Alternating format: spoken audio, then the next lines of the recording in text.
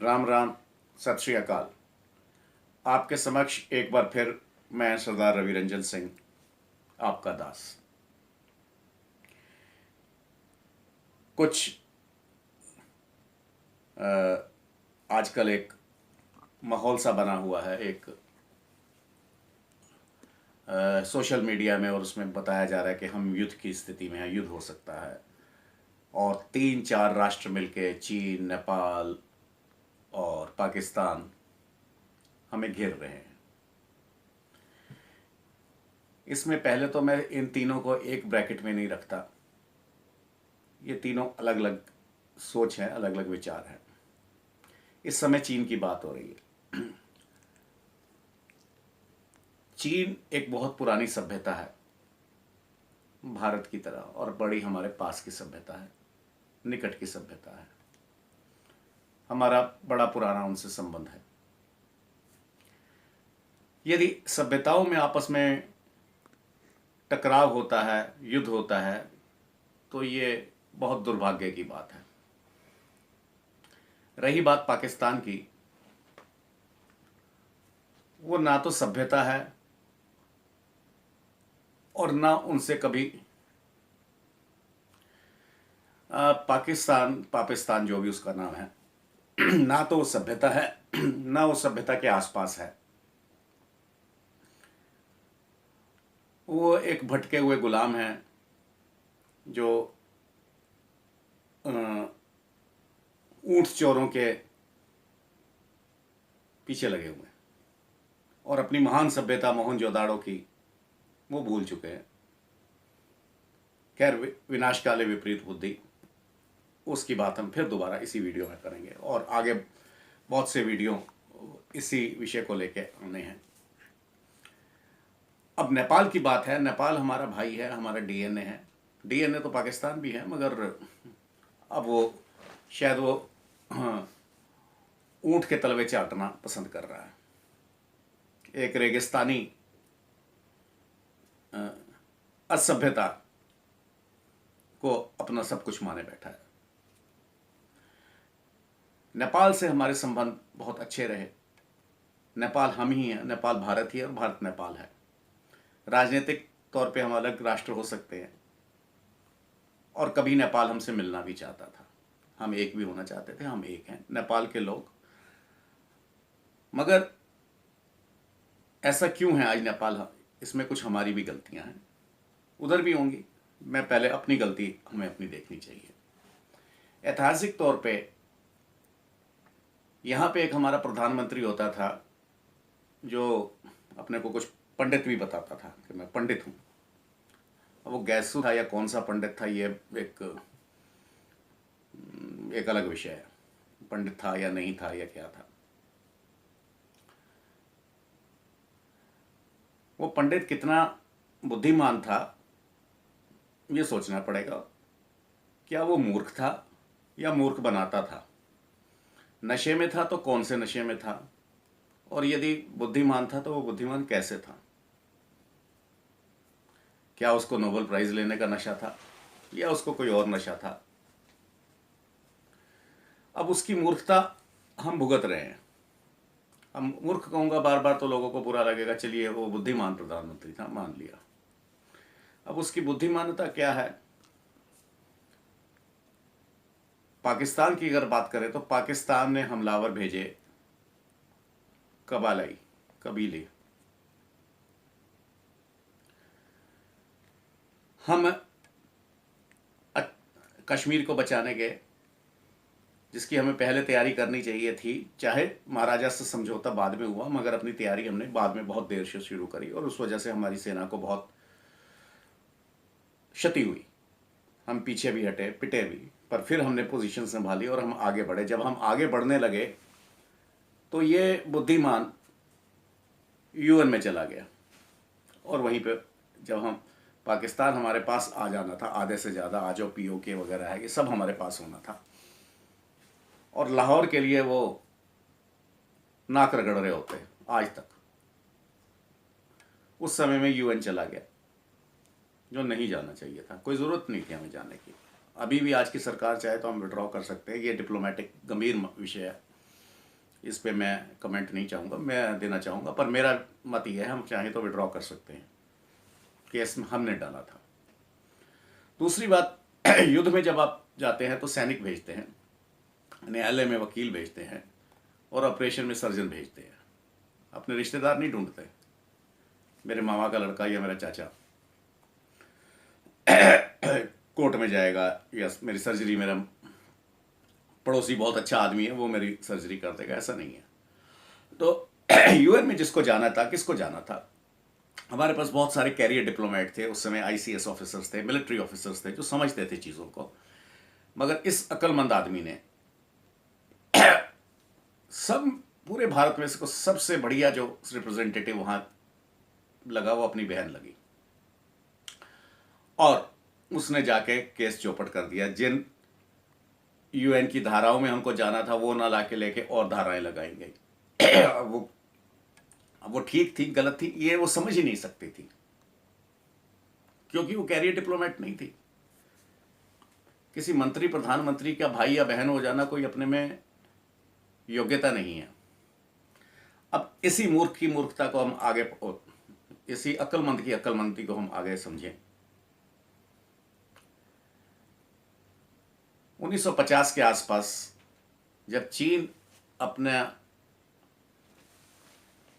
पैर पसारना चाह रहा था तिब्बत में, और ब्रिटिश इंडियन ट्रूप्स वहाँ पे थे, यानी भारतीय सेना जो उस समय अंग्रेज़ों के अधीन थी सन 47 तक, वो ट्रूप्स पोजीशंस में थे। हमने वो ट्रूप्स विड्रॉ करे, हमारी करेंसी भी वहाँ चलती थी, हमने वो भी विड्रॉ करी, और सालों तक वो दबा सके, युद्ध कर सके पीएलए, इसके लिए हमने उसे सपोर्ट करा, चावल भेजा यहाँ से, क्योंकि वहाँ पे जो बार्ले होती है वो चाइनीज़ खा नहीं सकते थे और एक्सेस नहीं था, और उस पीएलए को हमने हजारों टन चावल भेजे तिब्बत के विरुद्ध। अब जब तिब्बत पर उसका कब्जा हो गया तो एक जैसे नशे वाले का नशा उतरता है या नशा चढ़ता है या क्या है, क्या इस आदमी के दिमाग में आया, अब इसने दलाई लामा को शरण दे दी।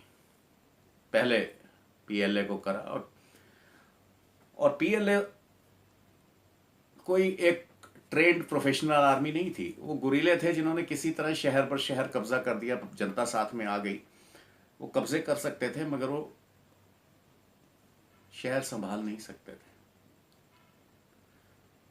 और जिस तरह उन्होंने संभाले और जो चीन की हालत थी वहाँ के, वो किसी से छुपी हुई नहीं है। हमारे पास एक प्रोफेशनल आर्मी थी जो सेकेंड वर्ल्ड वॉर के हार्डन्ड सोल्जर्स थे, जिन्होंने युद्ध देखे थे, युद्ध जीते थे।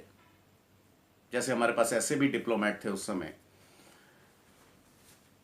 जिन्होंने ब्रिटिश कॉज को रिप्रेजेंट किया, और एक लेगेसी पंडित मदन मोहन मालवीय जी की थी, वो तो नहीं उस समय थे, मगर कुछ उनके शिष्य थे जिन्होंने जिनकी वकालत के कोई साथी नहीं था, जो हर चीज़ को, जो ईरान का केस भी रिप्रेजेंट कर सकते थे और रशिया का भी कर सकते थे, इतने बुद्धिमान थे। मगर और उनकी लीगेसी को ना फॉलो करते हुए हमने एक जैसे उसने अपनी बहन को भेज दिया। तो इसी तरह पहले तो आपने पीएलए को सपोर्ट करा, फिर दलाई लामा को करा, और इसी समय में एक बहुत बड़ी घटना हुई जिससे हम ज़्यादा नहीं जानते, जिसको छुपा लिया गया। आप नेट पे देखिए, मैं कई बार कहता हूँ मुझे मेरी बात का विश्वास आंख बंद करके मत करिए, आप अपनी तरह से देखिए। आप नेट पे देखिए कश्मीर प्रिंसेस। ये कश्मीर प्रिंसेस कहाँ की प्रिंसेस थी? ये एक जहाज था एयर इंडिया का जो चौ एन लाई को लेके जाना था हांगकांग से किसी कॉन्फ्रेंस के लिए, जो भारत ने ऑफर किया। उसको उस जहाज में चौ एन लाई में जाना था, उसने कोई 2 दिन पहले मना कर दिया कि मैं इस जहाज में नहीं जा रहा, मुझे कोई समस्या आ गई है। वो जहाज किसका था? एयर इंडिया का। उसने क्यों मना करा ये उस समय नहीं पता लगा। आज भी वो एक रहस्य है कि उसने क्यों मना करा। मगर कश्मीर प्रिंसेस उड़ी या उड़ा जहाज, और जहां पहुंचना था वहां नहीं पहुंचा, रास्ते में ही ब्लास्ट हो गया। हांगकांग की इंटेलिजेंस ने इसके लिए ताइवान को जिम्मेदार ठहराया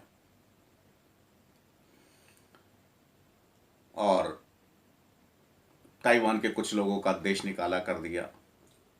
बाद में ताइवान ने वो लोग अंतर्राष्ट्रीय इन्वेस्टिगेटर्स को नहीं दिए, यानी ताइवान के ऊपर ब्लेम आ गया। और ये सबको सूट करता था, चाइना को भी यही सूट करता था कि ताइवान पर ब्लेम आ जाए। मगर कहीं ना कहीं उनके दिमाग में थी ये जहाज किसका था और कहां से चला था। तो आप सोच सकते हैं उनके दिमाग में उस समय क्या चल रहा होगा।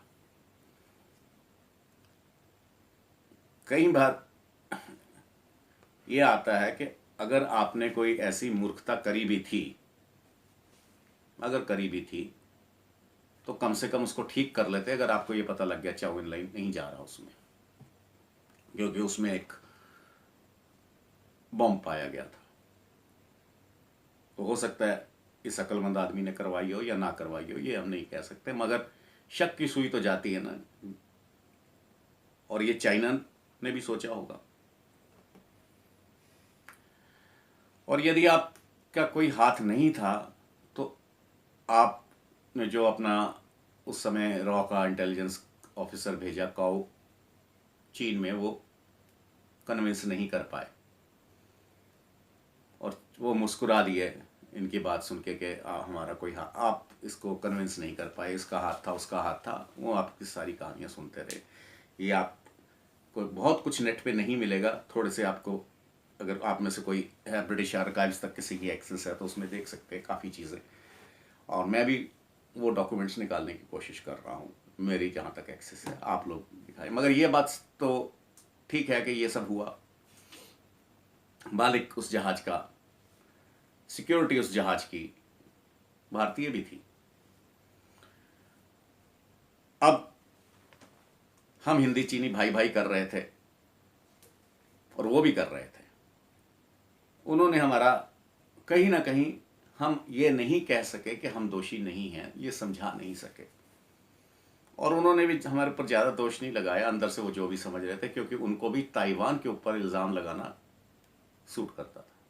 जिस समय चीन ने 62 में हमला करा, उस समय हमारी सेना चीन से ज़्यादा पावरफुल थी, क्योंकि हम एक प्रोफेशनल आर्मी थे और पीएलए अभी प्रोफेशनल नहीं हुआ था। गलती फिर वहीं पे हुई। कॉल नाम का एक आदमी भेजा गया जो रिश्तेदारी में इसका कुछ लगता था, जनरल, और जो वहाँ से जिसके ऊपर आरोप है, मैं इस पर फिर इसलिए कह रहा हूँ आरोप है, आप देखिए कि वहाँ से युद्ध क्षेत्र से भाग आया था मेडिकल ग्राउंड पे, और बाद में जब उसका कहते हैं कि मेडिकल हुआ, वो कह रहा था मेरा पेट खराब हो गया, तो पता लगा साबुन पिया उसने। इस तरह के तमाम आरोप हैं। आप इसको और मुझे भी बताइए ये पता करके, अगर आपको पता लगता है तो। फिर वही रिश्तेदारी, फिर वही सब कुछ। अब एयरफोर्स हमने इस्तेमाल नहीं करी, उसका प्रयोग हमने नहीं करा। और उस समय के जो इनके सलाहकार थे, रक्षा मंत्री थे, उन्होंने एयरफोर्स को इसलिए नहीं इस्तेमाल करा कि उससे युद्ध हो जाएगा, पूरा युद्ध डिक्लेयर हो जाएगा। अरे युद्ध तो हो चुका था, वो आपकी हज़ारों मील ज़मीन खा चुका था और हमारी एयरफोर्स उनसे बहुत सुपीरियर थी उस समय। नहीं करा। अब इसे अक्लमंद कहना चाहें तो आप अक्लमंदी कह सकते हैं कि बहुत अक्लमंद आदमी था कि युद्ध में हम एक फोर्स इस्तेमाल करेंगे, नेवी नहीं करेंगे, ये करेंगे, वो नहीं करेंगे। क्योंकि जिस आदमी को एडमिनिस्ट्रेशन का, मिलिट्री का, पुलिस का कोई उसको एक्सपीरियंस ही नहीं था, बन गया बस जैसे भी। ये हमारी दुर्भाग्य है, हमने बना दिया, या वो ज़बरदस्ती एक और अक्लमंद के कहने पे बन गया, उसकी जिद की वजह से। और अगर हमने 62 में 62 में पूरी फौज को फौज की तरह से लड़ने दिया गया होता तो आज वो पीकिंग के लिए भीख मांग रहे होते हमसे। पहली बात, ये युद्ध होगा नहीं, और हुआ तो चाइना बहुत बड़े घाटे में जाएगा, आर्थिक भी और हर तरह से। और दूसरी बात, यदि ये युद्ध नहीं भी होता तो भी चाइना का आर्थिक साम्राज्य खत्म है। मैं भी यही हूं, आप भी यही हैं। आप देखेंगे 2 साल के अंदर चाइना एक डूबी हुई इकॉनमी है। वो कैसे है वो फिर एक बात है। और एक और जो आजकल समस्या आई है टिड्डी दल की, मैंने पहले भी बताया था कि अब टिड्डियां आएंगी। अब इससे भी बड़ा भयानक टिड्डी दल आने वाला है, मानव टिड्डी दल। और उनके एजेंट यानी उनके अंडे ऑलरेडी अभी भी भारत में हैं। और कम्युनिस्ट, विनाशी और बेईमान जमाती, ये सब उस टिड्डी दल को सपोर्ट करेंगे, हमारी सेना हमारी पुलिस को यहाँ लगा के अलग अलग कामों में यहाँ पे उलझा के। तो उसके लिए हमको क्या करना है, अपना रोल हमको खुद तय करना है। ये एक मैं इंडिकेशन दे रहा हूँ कि ऐसा मानव टिड्डी दल आने वाला है। और चाइना ने यदि कुछ कोरोना या ऐसा करा है, इन्वेस्टिगेशन होनी चाहिए। और आज जो चाइना कर रहा है, मैं चीनी सभ्यता के बारे में नहीं बोल रहा, मैं वहाँ की सरकार और तंत्र के बारे में बोल रहा हूँ। उसको इसकी बहुत बड़ी कीमत देनी पड़ेगी, जो वो शायद नहीं समझ रहा। वो भी वैसे ही अक्लमंद है जैसे कभी हमारा एक प्रधानमंत्री अक्लमंद प्रधानमंत्री होता था। मैं इन्हीं शब्दों के साथ और आगे जल्द वीडियो में लेके आऊँगा कि इस अक्लमंद आदमी ने और क्या क्या अक्लमंदी करी, और ये आने वाला मानव टिड्डी दल से हमें कैसे बचना है, इसकी योजना भी हमें बनानी है। यदि आपको मेरी बात अच्छी लगती है तो लाइक करें, और मेरे चैनल को क्रूसेड झटका को सब्सक्राइब करें, औरों तक ये पहुंचाएं मैसेज, टिड्डी दल आ रहा है, मानव टिड्डी दल। सावधान। धन्यवाद।